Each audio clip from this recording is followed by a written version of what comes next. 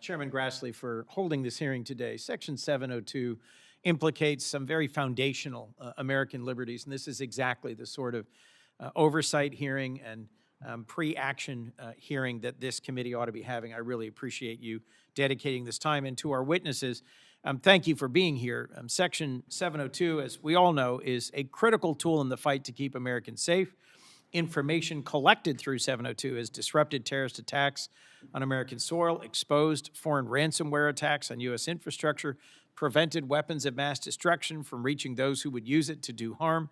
But Section 702 does not and should not give the government carte blanche to collect and search the communications of Americans in any way that it chooses. So I remain deeply concerned about the breadth of this program and its potential for infringement on Americans' constitutional rights.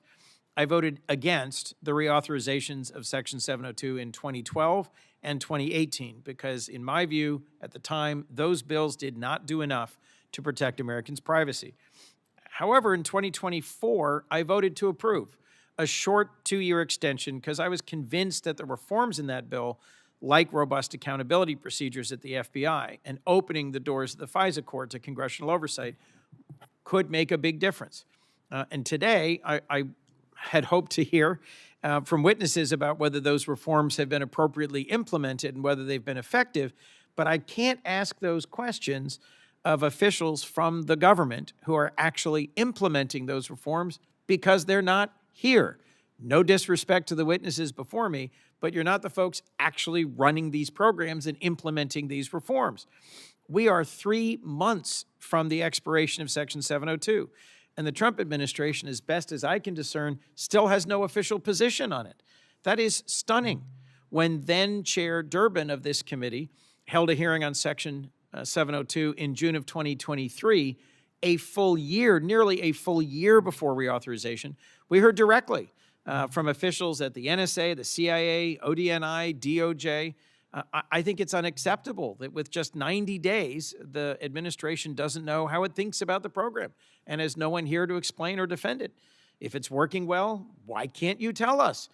Why can't you send someone to sit here and answer our questions about how the administration has reformed and improved this program to keep Americans safe without trampling constitutional rights? If you no longer support the program, why can't you tell us? Why can't you tell us what additional reforms we maybe should be considering to better protect privacy? Deciding whether or not to reauthorize 702 is a decision I take very seriously, and I owe it to my constituents, and I don't know right now which way I will ultimately vote because I don't know how this is being implemented. The Trump administration should be here to participate and answer some of the many excellent questions posed to this capable panel.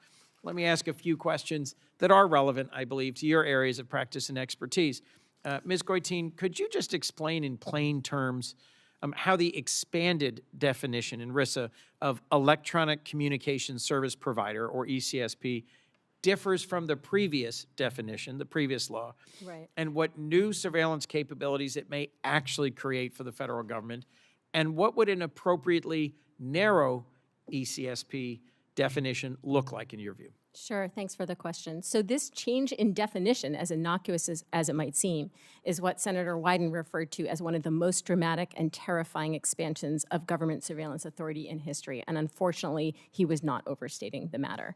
The government conducts Section 702 with the compelled assistance of electronic communications service providers.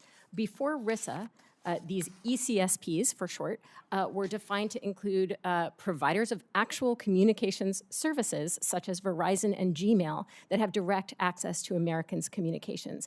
And the way it worked was that these companies would isolate and turn over the communications of the targets. RISA made a change, and the reason for that change was that in 2023, the FISA court ruled that FISA's definition of ECSP didn't include a particular type of provider, and that if the government wanted to include that provider, it would have to seek amendment of the law. That provider, we all found out through the New York Times, was a data center for cloud computing. This was confirmed by senators during floor debates. But even though it's now public knowledge, it remains officially classified, and so rather than actually seek an amendment to add data centers, the administration deliberately sought an amendment drafted in incredibly broad and vague terms to obscure the type of provider at issue. So under this new definition, the government can compel the assistance of any provider of any service, as long as the provider or the employees or the custodians have access to equipment on which communications are routed or stored. Think about it. That's pretty much every business or organization in the country. There are some narrow exceptions in the definition, but almost every public-facing business organization provides a service, and they all have phones and computers.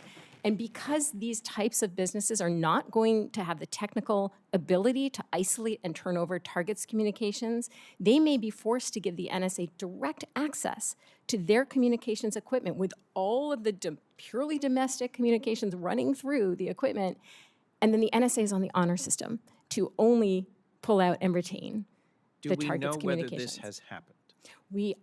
I certainly don't know whether it's happened. The Biden administration committed to only applying this definition to the type of provider at issue in that one case, and to reporting to Congress on its uses of the provision, not to make public reports. So that is one. If you haven't received these reports, I don't know that this administration is bound by the Biden administration's commitment, but that's a big problem, because the potential for abuse of giving the NSA direct access to the communications equipment of almost every business and organization in the country cannot be overstated. I recall this debate. Mr. Klein, if you could briefly, do you think we need to revise this definition and narrow it?